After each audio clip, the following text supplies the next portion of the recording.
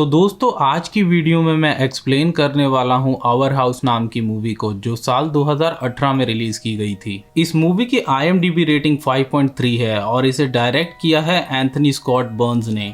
और हाल ही में मैंने इंडोनेशियन हॉरर मूवी जरन गोयांग की स्टोरी को एक्सप्लेन किया है, जो कि एक ट्रू स्टोरी पर बेस्ड है, जिसका लिंक आपको डिस्क्रिप्शन में मिल जाएगा। तो बिना किसी देरी के चलते हैं सीधा वीडियो की तरफ।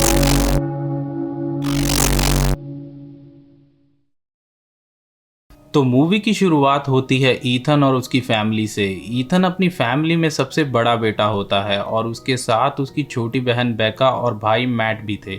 ईथन अपनी गर्लफ्रेंड के साथ फैमिली डिनर पर अपने घर आया होता है, जहां बेका अपनी मॉम से कैलेंडर चेंज करने की बात करती है। अब ईथन को अर्जेंटली अपने काम से जाना पड़ता है, जहां उसके भाई बहन उसे रोकने की काफी कोशिश करते हैं, लेकिन वो किसी की नहीं सुनता। उसके इतनी जल्दी जाने के डिसीजन से उसके पेरेंट्स काफी नाखुश होते हैं, क्योंकि वो घर काफी कम आया करता था, क्योंकि वो एक बहुत बड़े प्रोजेक्ट पर काम कर रहा था। जिसके बाद वो अपने पेरेंट्स को टाइम ना देकर अपनी गर्लफ्रेंड के साथ उस लेबोरेटरी में चला जाता है। वो स्पेशली उस रात को काम करना इसलिए चाहता था क्योंकि वही एक ऐसी रात थी जहां उन्हें अपनी रिसर्च एली को टेस्ट कराने का मौका मिलना था। तो अब वो उस लेबोरेटरी में जाते हैं, जहां उसका एक फ्रेंड वीडियो रिकॉर्ड करता है। उसमें ईथन बताता है कि वो असल में वायरलेस बल्ब्स को इन्वेंट करना चाहता है। वो इसीलिए इस डिवाइस की फ्रीक्वेंसी यूज करके उस बल्ब को जलाने की कोशिश करते हैं, लेकिन उस बल्ब के अंदर एक काली वेव जैसी आने लगती है और अचानक से वहां की सारी लाइट्स उस मशीन के साथ बंद हो जाती हैं।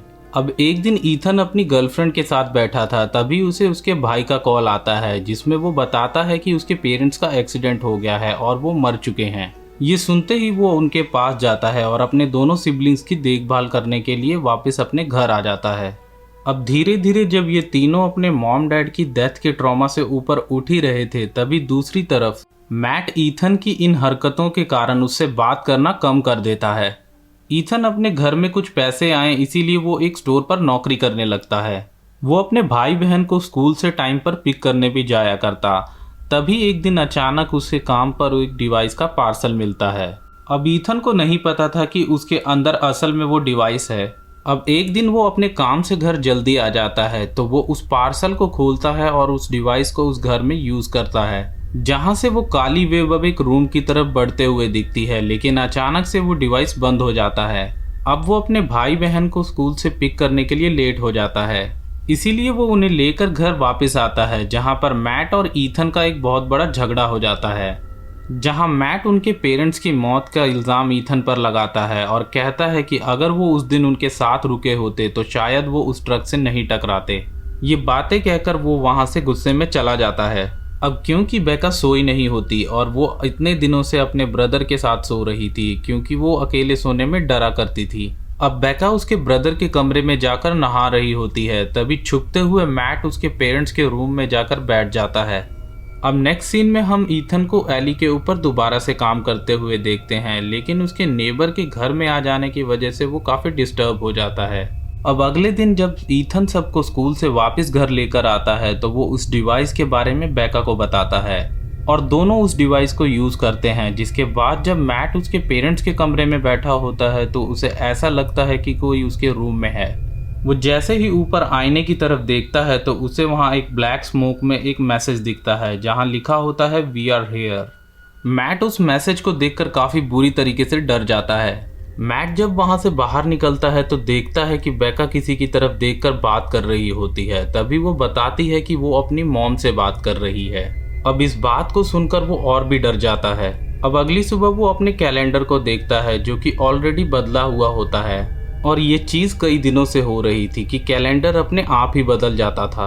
अब अगले दिन वो इसके बारे में ईथन को बताता है। वो इसे ये भी बताता है कि हो सकता है कि ये सारी चीजें मशीन को ऑन करने के कारण हुई हो, क्योंकि वो मशीन किसी तरह का सिग्नल देती है जिसका यूज करके उसके पेरेंट्स वहां आए हों। जिस पे ईथन बताता है कि वो जानता है कि उसका डिवाइस सिग्नल्स देता है और वो इस बारे में बेका को ना ही बताए तो बेहतर होगा। अब बेका अपने रूम में सोने जाती है, जहां वो ईथन को बताती है कि अब वो नहीं डरती, क्योंकि उसका ध्यान देने के लिए उसके पेरेंट्स वहां हैं। अब जब मैट लेट घर आता है, तभी ईथन उसे इस अजम्पशन पर झगड़ने लगता है कि उसने इस बारे में बेका को क्यों बताया और उन दोनों को झगड़ते हुए सुन बेका वहां से बाहर आती है और उन्हें कहती है कि मॉम को उनका झगड़ना पसंद नहीं है। अब रेडियो अचानक से स्टैटिक साउंड क्रिएट करने लगता है, जिसे ये तीनों देखने लगते हैं और समझ जाते हैं कि उस घर में उनके अलावा और भी कोई है। अब ईथन ये देखकर दौड़ते हुए कमरे में आता है जहां वो डिवाइस रखा था। वहां आके वो अपनी रिसर्च में देखता है, जहां उसे समझ आता है कि इलेक्ट्रिसिटी का इस्तेमाल करके उसने एक तरह का गेटवे खोल दिया है, जिससे उसके पेरेंट्स उससे बात कर सकते हैं। वो अब इस बारे में और रिसर्च भी करता है। ईथन खुद भी ये चीज़ नोटिस करता है कि उसके डैड का टूल बॉक्स अपने आप बार बार ऊपर आ रहा था, तो इसीलिए अब वो इस चीज़ को टेस्ट करने के लिए अपनी आंखों के सामने उस टूल बॉक्स को रखता है और उस डिवाइस को ऑन करता है, जिसके बाद उस टूल बॉक्स के हिलने की आहट सी सुनाई देती है। अब अगले दिन वो इस बारे में अपनी गर्लफ्रेंड को बता रहा होता है कि दूसरी तरफ मैट और बेका उसके डिवाइस को शुरू करने का तरीका ढूंढ रहे होते हैं, और क्योंकि बेका उसे पहले भी खोल चुकी थी तो वो उसे शुरू कर देती है। अब जैसे ही ईथन अपनी बातें खत्म करके घर पहुंचता है तो देखता है कि मैट और बेका किसी इनविजिबल एंटिटी के साथ खेल रहे थे। ये देखकर वो काफ़ी बुरी तरीके से डर जाता है और रात को सोने से पहले उन्हें उस मशीन को ऑन करने से मना कर देता है। लेकिन बेका उसे बताती है कि वो मॉम को देखना चाहती है और वो उसे ज़्यादा पावरफुल सिग्नल होने पर ही देख पाएंगे। अब ईथन भी अपने मॉम डैड से मिलने के लिए मान जाता है और अगले दिन अपने एक फ्रेंड की मदद से उस डिवाइस को पावरफुल बनाने की प्लानिंग करता है। मैट बेका से ये पूछता है कि मॉम और डैड उससे क्यों नहीं बात कर रहे, जिसपे वो कहते हैं कि वो अब तक रेडी नहीं है। यहाँ बेका अपनी एक नई फ्रेंड अलाइस के बारे में बताती है। अब वो उस डिवाइस को दोबारा से ऑन कर देता है और बेका अपने बाथरूम में नहा रही होती है। वो अपनी स्विमिंग प्रैक्टिस के लिए बाथटब में डूबती है कि तभी एक इनविजिबल फोर्स जो कि उसकी मॉम होती है वो उसे पानी में नीचे डुबाने लगती है।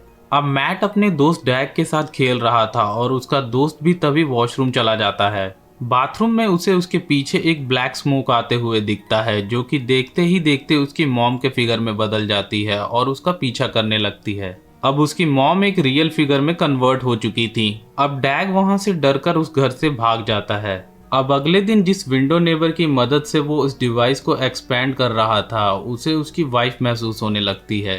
वो अब इस बारे में ईथन को बताता है कि उसकी ये मशीन सिर्फ एक घर तक नहीं बल्कि बाहर भी जाती है, जो कि काफ़ी डेंजरस है।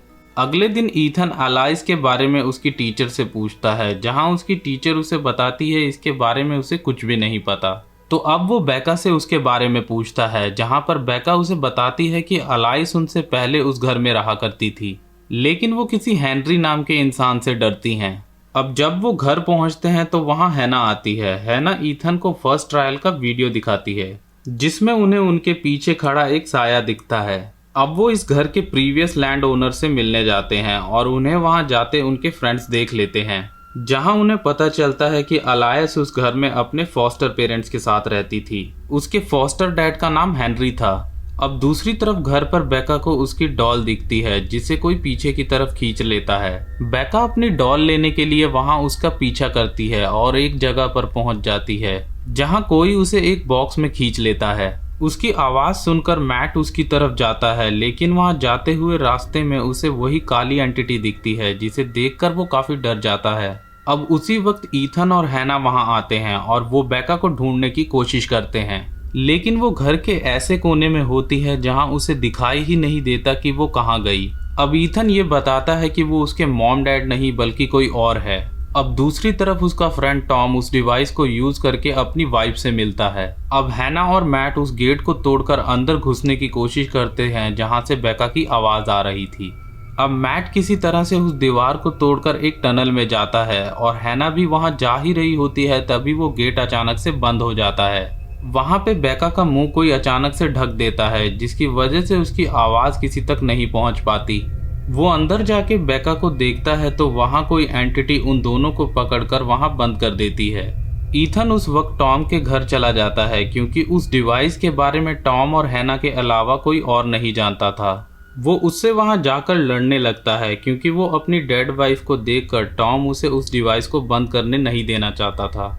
वो दोनों झगड़ ही रहे होते हैं कि उसकी वाइफ के रूप में जो एंटिटी उसके पास आई थी वो टॉम पर हमला कर देती है। हैना किसी तरह उस दरवाजे को खोलकर उन दोनों के पास बढ़ती रहती है कि तभी वो एंटिटी एक डीमन का रूप लेने लगती है।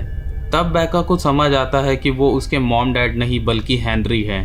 वो मैट और बेका को पोजेस करने ही वाला होता है कि ईथन तभी उस डिवाइस को अपने बैट की मदद से तोड़ देता है, जिसके बाद वो सारी एंटिटी वहाँ से गायब हो जाती हैं। अब वो उस घर से शिफ्ट करने का डिसाइड करते हैं और जब वो उसके घर पैकर्स आते हैं तो वो बेका को वही डॉल देते हैं जिससे बेका अपनी मॉम जैसे दिखने वाली एंटिटी के साथ खेलती थी। बेका उस डॉल को उसी घर में रख देती है और वो लोग घर छोड़कर चले जाते हैं। अब वो सभी अपने सामान को अपने नए घर में खोल रहे होते हैं कि तभी हमें कैमरा एक बॉक्स पर फोकस करते हुए दिखाया जाता है जिसमें वही डॉल थी और मूवी यहीं पर ख़त्म हो जाती है। तो मूवी से जुड़े काफ़ी सारे इंटरेस्टिंग पॉइंट्स अब मैं आपके साथ डिस्कस करने वाला हूँ। इसमें सबसे ज़्यादा कंफ्यूजिंग मूवी की एंडिंग ये रही, अगर उन्होंने ये डॉल को उस घर पर छोड़ दिया था तो आखिर वो वापस उनके साथ कैसे आई, जिसके जवाब में ये बताया जा सकता था कि उस डिवाइस को डिस्ट्रॉय कर दिया गया था जिससे उससे कनेक्टेड सारी एंटिटीज खत्म हो जाती हैं। लेकिन वो एली और डॉल ज़्यादा स्ट्रांगली कनेक्टेड थे और क्योंकि बेका ने ही उस डॉल को अलाइस को दिया था और ये भी पॉसिबिलिटी हो सकती है कि अलाइस ने ही उस डॉल को पोजेस किया हो। और इस मूवी का एक सीक्वल भी बनाया जा सकता है क्योंकि इसकी एंडिंग प्रॉपर नहीं है। और दूसरा क्वेश्चन ये आता है कि आखिर अलाइस के साथ ऐसा क्या हुआ था कि जो वो गायब हो गई थी। तो इस पे ये पॉसिबिलिटी हो सकती है कि हेनरी ने ही उसे किडनैप करके मार दिया हो। तो चांसेस है कि दोस्तों हमें इस मूवी का पार्ट 2 भी देखने को मिल सकता है। तो दोस्तों ये था Hindi explanation our house movie का। तो दोस्तों वीडियो अगर अच्छी लगी हो तो लाइक कर दो और चैनल पर नए हैं तो सब्सक्राइब कर दीजिए। तो मैं आपसे मिलता हूँ नेक्स्ट वीडियो में।